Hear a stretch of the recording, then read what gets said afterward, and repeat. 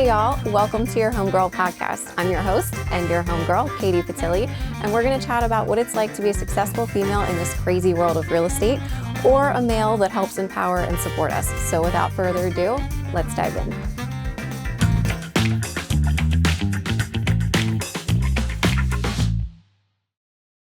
Hey y'all, thank you for joining another episode of your Homegirl podcast. I am so excited about our guest today because she is such a badass, starting her own mortgage company. I have Kirsty Holmes here. I'm going to read exactly as it says because I don't want to do it any injustice. So you are CEO and managing partner of Empower Mortgage Partners. After 12 years of watching the disparity in the mortgage industry, decided to make a change, opened her own shop to bring higher pay and opportunity to those in the industry that have been overlooked and undervalued. With a focus on education and higher level client interaction, Kirsty and her company bring the power back to you as the homeowner. Amazing. I love that. Thank you. Thanks for having me. Absolutely. Oh my gosh. No, thank you for joining. Always. So you've been 12 years in the industry. So how did you even get into real estate in the first place? Well, I started in the banking world. Okay. Was recruited to a bank. I was a hairstylist for a long, long time. Okay. And they were like, you'd be perfect for this. And I loved it. I loved that I could build teams. I loved the loan, piece of it. And I built the training programs for the bank too. Mm-hmm. And that was my initial start. And then as I grew, I thought, how do I make this make sense? How do I move this into a space that only encompasses the things that I love about what I'm doing? Right. Which is mortgages. Yeah. So, kind of pushed myself into a space and learned on the fly. Uh-huh. And here I am. So I'm happy I made the change and it's starting to really come together now. Amazing. So you started your own company. How long have you been Empower Mortgage Partners? Like 4 months, 5 months. It's new. So you are still in the thick of it. Yes, I'm completely out of my mind right now. Yeah. What has been like one of the hardest parts? Oh, gosh. One of the hardest parts, Yeah. I would say probably would be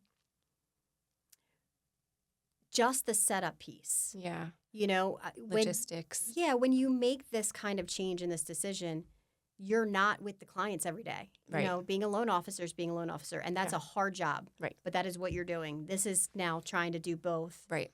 And oftentimes I'm saying, you know what? Especially at the beginning. Yeah.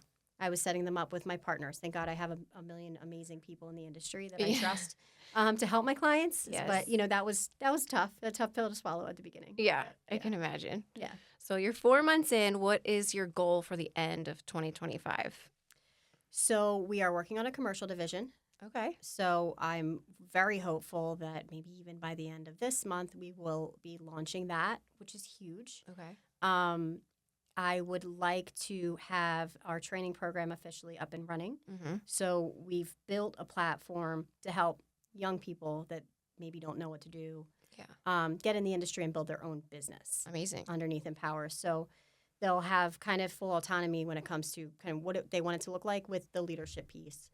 I've trained with some of the best in the country, and now I can bring that to them and teach them how to do this in an ethical and sound way. So cool. So excited about that, Yeah. and I'm hoping by summer we'll have that officially up and running. We've got a ton of candidates for that part of it, Amazing. and then maybe a couple teams. We'll see a good team. Nice. We'll find out. Nice. So speaking of people getting into the industry, what advice would you have for someone that is thinking about getting into the industry on the loan officer side of things or lender side of things? I would say, one, it's not a 9-to-5. Yes. This is a lifestyle choice. Yes. And if you're okay with putting your heart and soul into helping other people, the return is great. Yeah. But you have to work hard, and you have to be willing to sit up at night and make tough calls and really work with people. Yeah. If you're okay with that, you'll do very well. That's amazing. I think that's the best way to put it, honestly. It's not what you see on TV, folks. No, it's not. So what do you wish you knew when you got started 12 years ago? When I first started in the industry, I was so green to everything, other personalities. I just thought everything was a ray of sunshine. Yeah. And it can be. But there are a lot of sharks in our world. That is so true. And I was very unprepared for the repercussions of the sharks when I first entered this world. Yeah. So learning how to surround myself with the right people Yes. made a huge difference for me. Yeah. And I wish, someone taught me that early on. Yeah. I always say, and I'm so glad you brought this up because no one has so far, but I think our industry is full of the absolute best people, but unfortunately I think it could also be full of some of the worst people. So like you said, finding your right people makes all the difference in the world. Yeah, they say, that the 5 people you surround yourself with, that's who you are. Yes. Really being careful about who those 5 people are. Yeah. And, getting to know them well before they become those 5 people is a big thing. Yeah. Well, and I mean, firsthand, there's so many hands in the pot for one single transaction. So in one single transaction, who are all the people that you rely on to make sure that your clients have the best experience from a holistic perspective? Yeah. Are you asking me the question? Yeah. Oh my gosh. I mean, let's be honest. We've got title, right? And you've got on your side probably 3, maybe 4 hands just in the title company. So Right. the company itself and your representative is huge. That's one piece. So if you're not working with Katie, you should be. Again, I did not pay her to say that. She didn't. It's 100% true. And on my side, I mean, we're looking at myself. If I have someone, as an LOA, that's one person. There's a processor. There's underwriting. Sorry. There's underwriting. Sometimes it's escalated to their managers, and then you've got, your closers too. So what's that, 5 or 6 people just on the loan side? Right. We haven't even talked about the real estate side of things yet. Right. So, you could have 10 people working on one purchase. Yeah. At any given time. Yeah. So it's important that you have the right 10 people. Exactly. And I don't think people realize that when they work with you, they're also working with an entire team behind you, that you are just the face of the underwriting and the processors and everything else the funders, everything else that goes on behind the scenes. And same goes for my side of the business. And honestly, most times a real estate agent too, they have a transaction coordinator or so many hands in the pot. So, I mean, with all of that, I'm sure it can become incredibly overwhelming. So how do you kind of organize everything and keep everything streamlined and focused, efficient to make sure that your clients have the best experience from beginning to end? My calendar. Yes. It's very color coded. Yes. That would be nothing. I mean, the joke is like, did you put it on her calendar? She's not coming. Mhm. And it's not on purpose. It's just there's so much to do. Right. And every day has a purpose and everything has a meaning. And if you don't have a system in place or a mentor to help you with your system, also key, you're going to miss something. Yeah. So there are a lot of people in this industry that have been here a lot longer than me, that are far better than I am, that I've been lucky enough to learn from consistently. And if I didn't have them to call when I'm like, I don't know what I'm doing, I'd be nowhere. Yeah. I'd be completely nowhere. Yeah. So you have a mentor. Is that someone that's just in the industry that you met from crossing paths, or someone that you actually found and pay for to keep you on track, like more of a coaching role? I have had both over the years. Lucky enough, I have some coaches that are dear friends of mine. So that's been great because we spend a lot of time bouncing things off each other and working on growth and all of that. Like a mutually beneficial It really is. situation. But I also have some people in the industry that were just here before me and saw more than I have and have been kind enough to say, I see your value. Yeah. And so I want to be a part of it. Yeah. And that's the biggest blessing. Yeah. So yes, I do have the 3 a.m. this loan blew up phone call from random spaces in my life. And what am I supposed to do to my coaches as well? Yeah. Well, you mentioned at the beginning too that you are kind of nurturing loan officers that might be starting in the business. So maybe talk about your training program that you have for them. Are you hiring right now? Are you looking? I am hiring. Yes. We are hiring both loan officers that are already, working and maybe want something different, maybe probably more money, because the programs, as we know, can be very similar. But in addition, I really want this program for young people to be successful. And it's a 6 to 8 month program, depending on how fast or slow you move. But essentially, you come in and you learn the basics. You learn the lingo. You learn how to speak to people, how to make calls, how to show up to networking events, how to build your presence in the community, all of that kind of thing.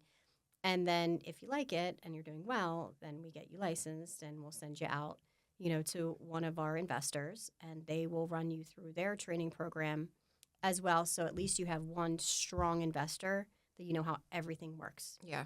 Then you come back and, then we work through the rest of them together. Part of what I'm looking to do is then drip my leads to them so I can work hand in hand with my clients and, the newer up-and-comers as well, so that they can understand this is how we treat people, this is how it works. Yeah. And once you graduate the program, you are on your own with, of course, my support forever. Mm-hmm. And you can kind of do your thing. You'll be fully equipped. So. Yeah. Where do you get most of your business currently? My network. Yeah. Just referral based. It's referral based. A lot of people in my seat are working solely with real estate agents. Mm-hmm. And although I do have quite a few amazing agents that I work with regularly, Yeah.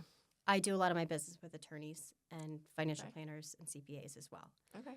I feel like that's a kind of unique business source for loan officers. So how did that come to play? Was it just through networking and it just kind of organically happened, or were you just tired of I just started looking whining at and dining of agents and lunches Look, and dinners? I'm game for whining and dining. It's not a problem for me.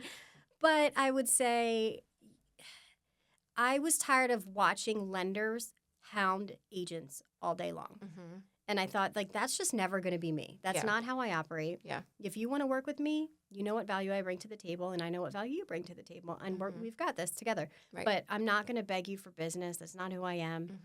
Mm-hmm. And I'm a divorced mom. So, it kind of started there as this process is ugly and painful and it's hard. Yeah. And you forget as you're fighting over every little thing that everyone needs a place to live at the end of the day. Yeah.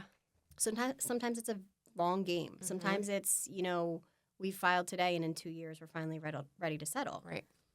But I have been that call for many, many, many divorcing couples. Yeah.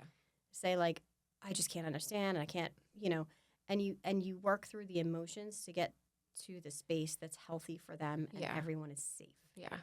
So it's rewarding for me. Yeah. From this side of it. Well, I also know firsthand experience. It can be such an emotional time. So having someone that's also been through it, I feel like this is two subjects. So I feel like some people, when they talk to a loan officer, they are so afraid that they are pulling one over on them. So there's already that guard up on top of adding this particular situation, going through divorce, where you also have the emotional side of it and not necessarily thinking clearly because of how overwhelming it can be. So having someone that can relate from that perspective, I'm sure makes all the difference in the world. Yeah. It's one of those, I looked back at all of the things that I've been through and, we get to a space in our life where we're like, wow, I'm still here. Yeah. And that was one of those things that I wish I had. Yeah. And so I wanted to be for someone else. Yeah. And that's why I do that. Yeah. I can relate to that 100%. And I think that is such a rewarding niche for you to be in. It can be challenging, of course, emotions can be high and all of the things, but to help someone in a time that is that overwhelming is incredible. So kudos to you. Thank you.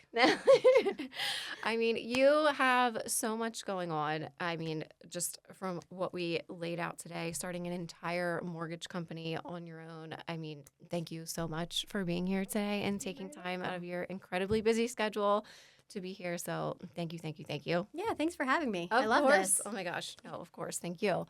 And thank you all for tuning into another episode of your Homegirl podcast. Reach out to me and I will see you guys next time.